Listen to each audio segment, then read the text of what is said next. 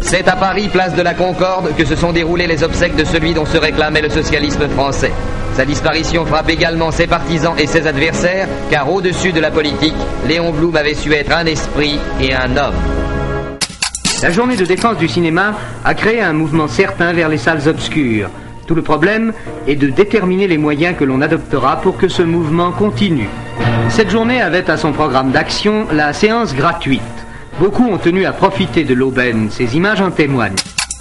Conviés à manifester par des tracts endeuillés, les étudiants de Paris se sont retrouvés 5000 rue Soufflot. Ces manifestations, qui devaient les conduire en bon ordre jusqu'à la Sorbonne, avaient pour but d'attirer l'attention des pouvoirs publics sur les difficultés de la condition d'étudiant et sur l'insuffisance de classes et de maîtres. L'enquête se poursuit pour tenter de retrouver les auteurs de l'attentat d'Évian qui coûta la vie au maire de la ville, M. Camille Blanc. Les enquêteurs examinent les quelques pièces du dossier, lettres de menaces de toutes sortes expédiées presque toutes d'Algérie. Les Évianais, quant à eux, s'interrogent sur la portée de ce geste criminel qui leur a enlevé non seulement un maire aimé, mais leur ami Camille.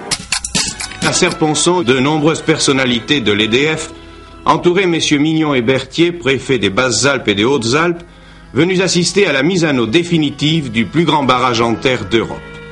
Alors ici, voyez-vous, vous avez la tour Eiffel qui fait à l'heure actuelle 300 mètres. Ça paraît pas, mais c'est quand même du joli travail. Mais dans 2 ans, si on revenait à Paris, vous ne la reverrez plus. On ne la reverrait plus ? Non, plus à cet emplacement. Qu'elle serait ? Elle sera en face école militaire. Paris, nous vous reconnaissons comme notre compagnon pour la libération de la France, dans l'honneur et par la victoire.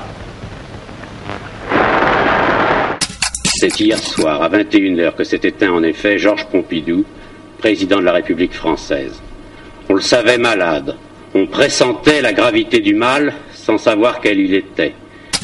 La Royal Air Force, orgueil de l'Angleterre, ses hommes et son matériel occupent une place d'honneur dans l'histoire mondiale de l'aviation.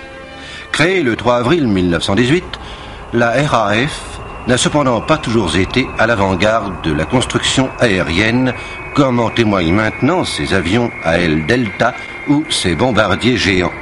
Bientôt, sur cet écran, plus rien n'apparaîtra si l'industrie cinématographique française continue à être grevée d'impôts.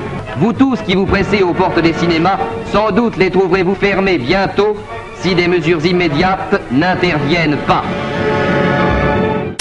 Le pacte atlantique est désormais une réalité. Les nations ont de plus en plus la conviction que leurs destinées sont étroitement liées, que leur salut et leur bien-être ne peuvent plus se fonder sur un nationalisme égoïste et agressif, mais sur la mise en œuvre progressive de la solidarité humaine.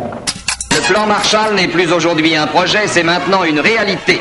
À Washington, le président Truman a signé la loi votée par le Congrès et qui assure aux nations participantes d'Europe quelques 6 milliards de dollars, soit 1800 milliards de francs. Grâce à cette aide, dont l'idée fut lancée voici 10 mois, l'Europe compte se redresser définitivement. Et l'on conçoit que les collaborateurs du président se soient partagés les porte-plumes qui ont servi à la signature.